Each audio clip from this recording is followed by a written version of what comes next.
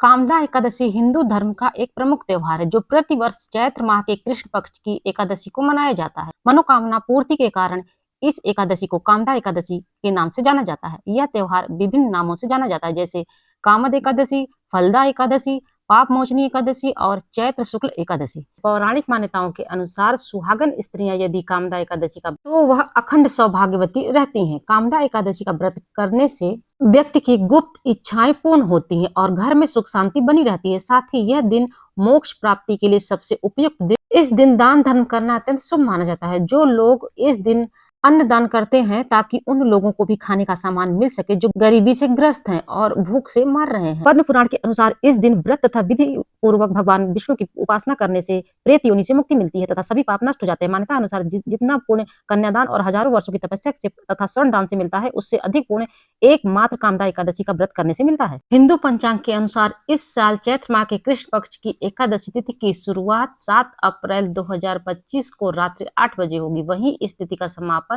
अगले दिन 9:12 पर होगी। उदय तिथि के अनुसार कामदा एकादशी का व्रत दिन मंगलवार 8 अप्रैल 2025 को रखा जाएगा। कामदा एकादशी की कथा को सुनने, पढ़ने और सुनाने वाले व्यक्ति की सभी इच्छाएं पूरी होती हैं। तो चलिए सुनते हैं कामदा एकादशी व्रत कथा। महाभारत कालीन समय में धर्मराज युधिष्ठिर भगवान श्री कृष्ण कहते हैं, हे भगवान, मैं आपको कोटि कोटि प्रणाम करता हूँ। अब आप कृपा करके चैत्र शुक्ल एकादशी का महत्व कहिए। भगवान श्री कृष्ण युधिष्ठिर से कहते हैं कि हे धर्मराज, ये प्रश्न एक समय राजा दिलीप ने गुरु वशिष्ठ से भी पूछा था। जो समाधान गुरु वशिष्ठ ने कहा था, मैं आपसे कहता हूँ। प्राचीन काल में भोगीपुर नगर में पुंडरीक नामक एक राजन राज्य करते थे। भोगीपुर नगर में अनेक अप्सरा, किन्नर और गंधर्व वास करते थे तथा राजा पुंडरीक का दरबार किन्नरों और गंधर्वों से भरा रहता था जो गायन और वादन में निपुण और योग्य थे। वहां नित्य ही गंधर्वों और किन्नर का गायन होता रहता था। भोगीपुर नगर में ललिता नामक रूपसी अप्सरा और उसका पति ललित नामक श्रेष्ठ गंधर्व वास करते थे। दोनों के बीच अटूट प्रेम और आकर्षण था। वे सदा एक दूसरे का ही स्मरण किया करते थे। एक दिन गंधर्व ललित दरबार में गायन कर रहा था कि अचानक उसे अपनी पत्नी ललिता की याद आ गई। इससे उसका स्वर, लय और ताल बिगड़ने लगा।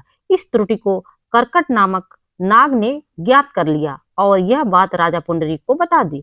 राजा को गंधर्व ललित पर बड़ा ही क्रोध आया। राजा पुंडरीक ने गंधर्व ललित को राक्षस होने का श्राप दे दिया। ललित सहस्त्रों वर्ष तक राक्षस योनि में घूमता रहा। उसकी पत्नी भी उसी का अनुसरण करती रही। अपने पति को इस हालत में देखकर वह बड़ी दुखी होती थी। कुछ समय पश्चात घूमते घूमते ललित की पत्नी ललिता विंध्य पर्वत पर रहने वाले ऋष्यमुख ऋषि के पास गई और अपने श्रापित पति के उद्धार का उपाय पूछने लगी। ऋषि को उस पर दया आ गई और उन्होंने चैत्र शुक्ल पक्ष की कामदा एकादशी का व्रत करने का आदेश दिया। उनका आशीर्वाद लेकर गंधर्व पत्नी अपने स्थान पर लौट आई और उसने श्रद्धा पूर्वक कामदा एकादशी का व्रत किया। एकादशी व्रत के प्रभाव से इनका श्राप मिट गया और दोनों अपने गंधर्व स्वरूप को प्राप्त हो गए।